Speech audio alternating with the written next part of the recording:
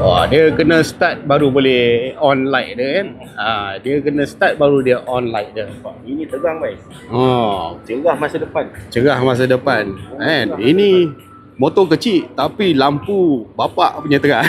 Jalan kan. Assalamualaikum geng. Selamat pagi-pagi. Di depan aku ini kau tahu tak jentera apa? Yang ni daripada Moda geng.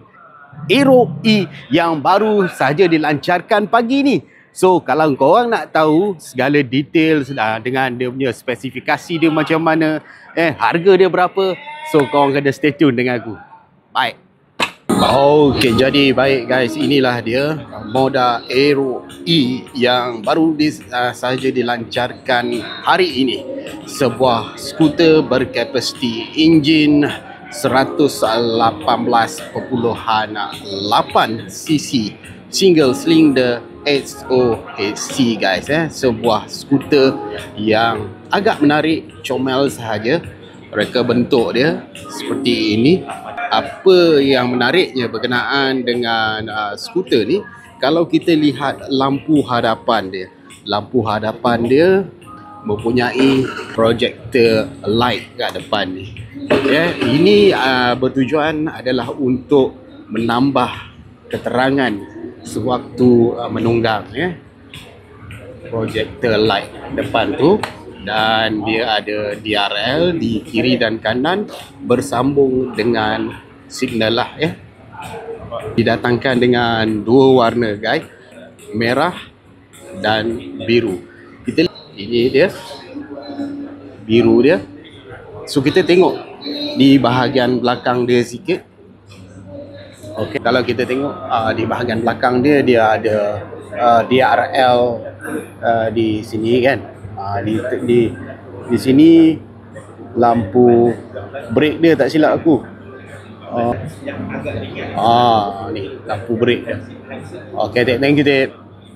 So kita run through sedikit berkenaan dengan spesifikasi dia. Enjin 4 stroke, 1 silinder SOHC, fuel system injection FI, dan kapasiti tangki 5.5 liter dengan displacement 118.8cc dengan kuasa yang ditawarkan 9.1 horsepower pada 7,500 rpm dan maximum torque 9.5 Nm pada 6,000 rpm.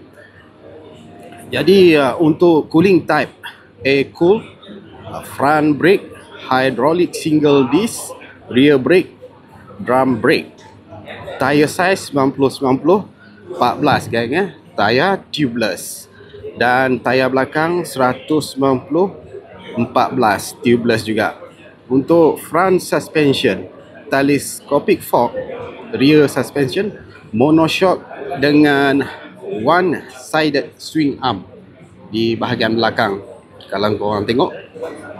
Dan transmission seperti biasa, CVT V-belt drive, dan certification dia Euro 4, starter electric, auto start, dan ketinggian tempat duduk dia kan 780 mm dan berat kering 110 kg.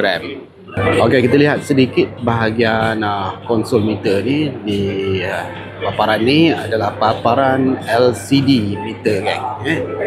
LCD meter, dan dia ada kompartmen side by side dekat depan tu, tapi dia tak ada cover lah. So dia terbuka macam tu saja, dan dia ada USB-C dan USB punya slot pengecas, dan di situ untuk kunci.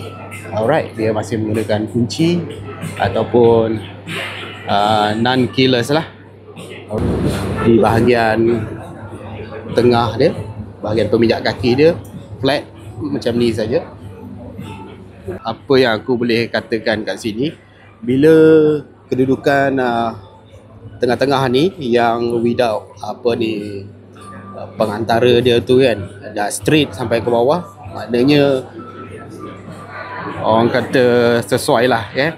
Yang mana especially gadis lah kan, wanita yang berbaju kurung ataupun yang pakai blouse ke kan, sesuai lah untuk menggunakan skuter ni.